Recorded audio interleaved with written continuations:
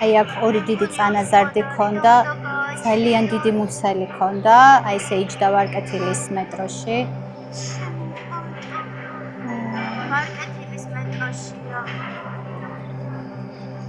შემდეგ ესე გამოვიყვანე, იმიტომ რომ მეც გამიბრაზდნენ და გაიყვანეო მითხრეს და აქეთ გამოვიყვანე, მაგრამ ცუგებმა ზევით აღარ აუშვეს, ეჩხუბებოდნენ და არ იცოდა სად წასულიყო. მე აი ესე იწვა აი ამ რაღაც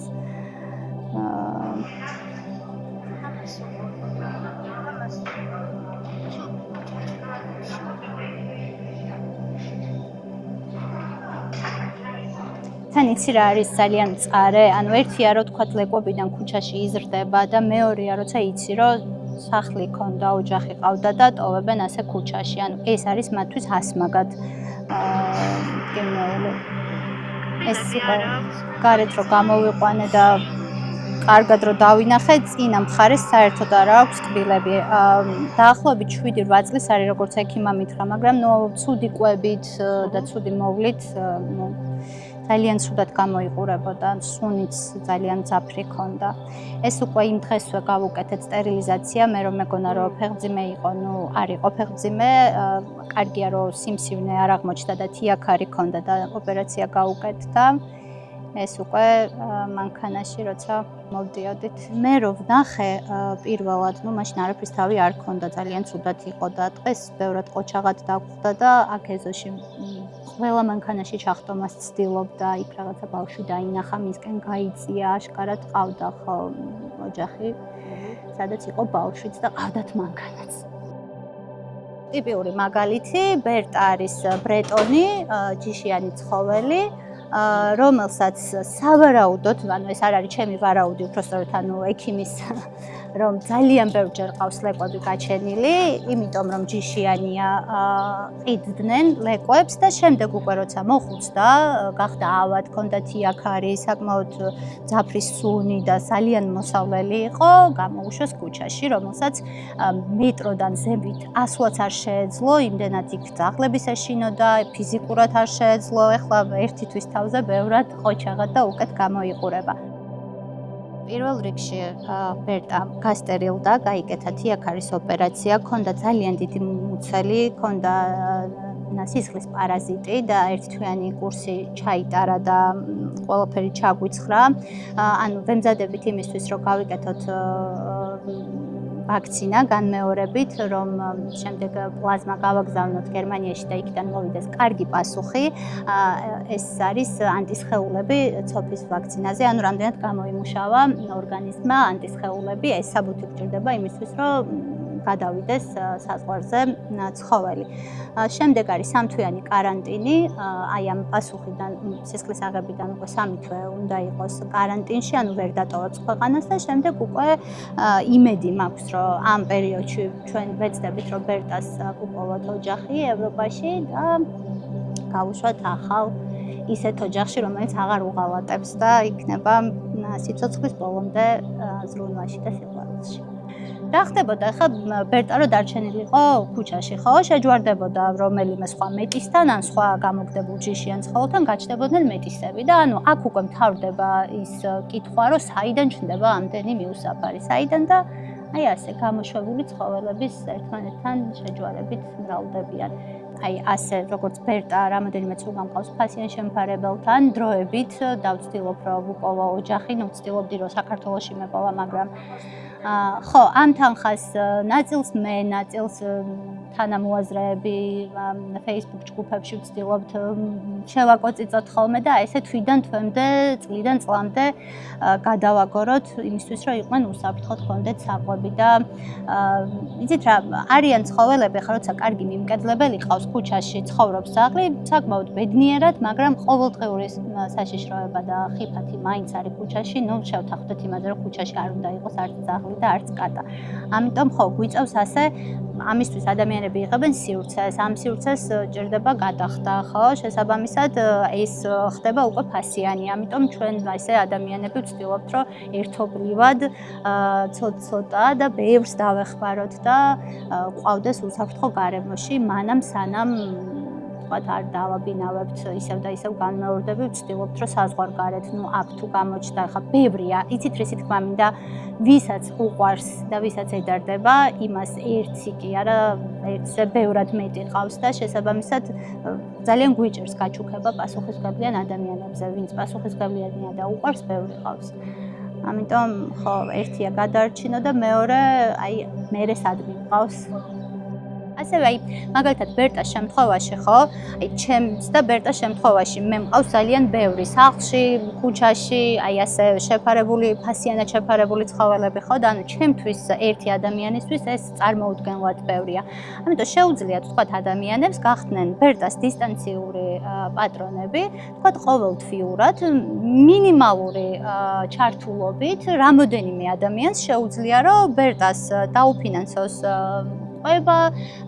შეფარება, სანამ თქვათ ვიპოვით მისთვის ოჯახს ევროპაში და გავამგზავრებთ.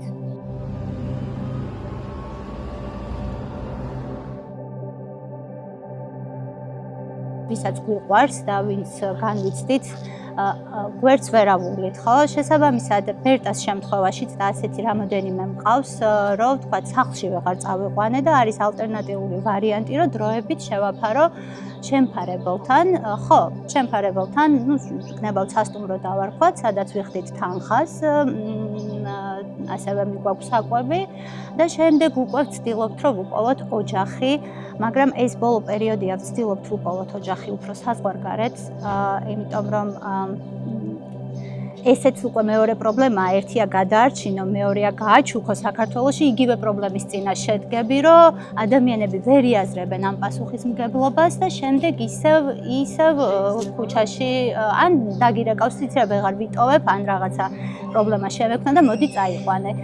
ამიტომ ჩვენი უცხოელი მეგობრების დახმარებით ბოლო პერიოდია აქტიურად ვცდილობთ, რომ გავაჩუქოთ, ძირითადად ევროპაში. ამას რამოდენიმე თვე ჭირდება, საბუთები, პროცედურები, მაგრამ ის ნამდვილად ვიცით, რომ კარგ ოჯახში და პასუხისმგებლიან ადამიანებში მოხვდებიან და იცხოვრებენ.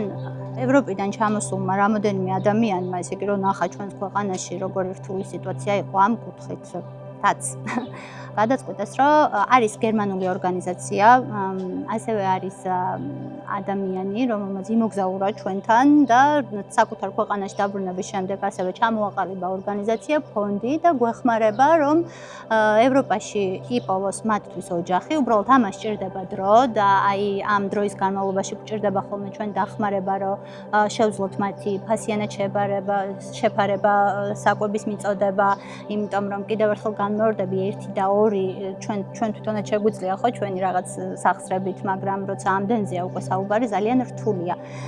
და ეს ადამიანები გვეხმარებიან, ანუ ეძებენ ოჯახს, მაგალითად გერმანიაში გაგვიჩუქებია, პოლონეთში, ნიდერლანდებში, მათ შორის მიდის კომუნიკაცია, მთელი რიგი და უკვე როცა არის თანხმობა ორივე მხრიდან, ჩვენ ვიგებთ უკვე რომ ყავს ოჯახი და ვამზადებთ საბუთებს და როცა უკვე დადგება ის ჩვენიერი დღე, მიფრინავენ ახალ ოჯახში. ბერტა არის კარგი მაგალითი იმისა, რაც ხდება ჩვენ ქვეყანაში, კარგი ეს გადატანითი მნიშვნელობით, ის მაგალითი, როგორ უკონტროლოდ ამრავლებენ, ყიდიან, ჯიშიან ცხოველებს, ეს არ ხდება საშენებში, ეს არ კონტროლდება კანონით. ვისაც უნდა, რასაც უნდა ამრავლებს, ყიდის, შემდეგ ვისაც მიყავს ის არ ჩიპავს, არ ასტერილებს, როცა აღმოაჩენს, რომ აღარ სურს, უშვებს ქუჩაში და რამდენიც არ უნდა ვაკეთოთ ჩვენ მოყვარულებმა, რამდენიც არ უნდა ვასტერილოთ, გადავარჩინოთ, შევიფაროთ, ეს არის დაუსრულებელი პროცესი, სანამ ამას არ დაავაგებს კანონი და არ მოხდება ამის კონტროლი. რამოდენიმე ლოკაციაზე მიწევს ყოველ დღე სიარული გამოსაკვებად, კიდე ქალაქია და მაინც შედარებით ქალაქში საკვებს უფრო მარტივად მოიპოვებენ, მაგრამ მაინც საჭიროა წყალი. მაგალითად ზაფხულში ძალიან მნიშვნელოვანია წყალი. შეიძლება ადამიანს არ ქონდეს საკვები, მაგრამ ყველას შეუძლია რომ ცხოველს აუცხას წყალი, იმიტომ რომ მათ იმაზე მეტად ცხელად ვიდრე ჩვენ. ასე რომ სასიცოცხლოდ მნიშვნელოვანია წყალი. თუმცა არის ხოლმე რომ აი დაუდგავთ და გავეხედავთ და 2 წუთში ის კონტეინერი გადაგდებული. აი არ ვიცი, ასე რატო იქცევიან ადამიანები. შეიძლება ყველას არ უყვარდეს, მაგრამ ხო შეიძლება სხვას მაინც აცვათო ზრუნვა. აი კიდე მეორე იცი რა არის, ჩვენ ყველამ თანხმდებით იმაზე, რომ პირველ რიგში მათ არ უნდათ ქუჩაში ყოფნა, მერე ჩვენ, ვისაც ძალიან გვიყვარს და თვლით რომ აი როგორც ბავშვს არ შეუძლია დამოუკიდებლად გადარჩეს ქუჩაში, ისე არ შეუძლიათ მათ, ხო? ძალიან მაღიზიანებს ხოლმე, აი ადამიანს დაეხმარე და რატო თქვი რომ ადამიანს არ ვეხმარები, მაგრამ ის განსხვავებაა რომ ადამიანს შეუძლია კიდევ თავისით გააკეთოს, მათ არ შეუძლიათ, ესენი არიან კომპანიონი ცხოველები დამოკიდებული ადამიანზე, ხო? ისე თვით გადარჩენა უჭერთ ძალიან. ხო და ანუ არც ჩვენ, არც მათ, არც მას, ვისაც ეშინია ან სულს, არავის არ უნდა მათი ქუჩაში ყოფნა, ამიტომ ამაზე უნდა იზრუნოს სახელმწიფომ და ეს უნდა მოხდეს ჯარიმებით და კონტროლით, რომ როცა ადამიანი მივა, რომ თავის შვილს უყიდოს ლეკვი, დაფიქრდეს მე ხა ამას შევძლებ, თუ ჯობია რაღაც სათამაშო ფუმფულა ცხოველი მივიყვანო სახლში. რომ წარმოვიდგენთ ხოლმე აი ის დღე როცა ვიპოვე და შემდეგ აი ასე რომ არის, აი ამაზე დიდი ბედნიერება და ამაზე დიდი სტიმული ამ საქმიანობაში არ არსებობს, იმიტომ რომ იმდენად სტრესულია, იმდენად დამღლელია, აი 24/7-ზე სულ გიწევს 1-ზე და 2-ზე არა, 100-ზე და 200-ზე ფიქრი, აი ეხა იმასთან რა გავაკეთო, აქ რა გავაკეთო, იმას რა ჭირდება დაუსრულებლად და გეშინია ყოველი ნაბიჯის გადადგმა, გეშინია ქალაქიდან გასვლა, იმიტომ რომ შეიძლება იპოვო რაღაცა, გეშინია ნაგვის ურნასთან ჩავლა, იმიტომ რომ შეიძლება იპოვო ლეკვები 5-ით ან კნუტები 5-ით, ხო? და აი შემდეგ აი ეს რაღაც პატარ-პატარა გამარჯვებები შეიძლება ზღვაში წვეთი იყოს, მაგრამ აი ხო იცი შენ ერთს გადაარჩენ, მაგრამ მისთვის ყველაფერია, ხო ეს? გვაძლევს დიდ სტიმულს. ხო.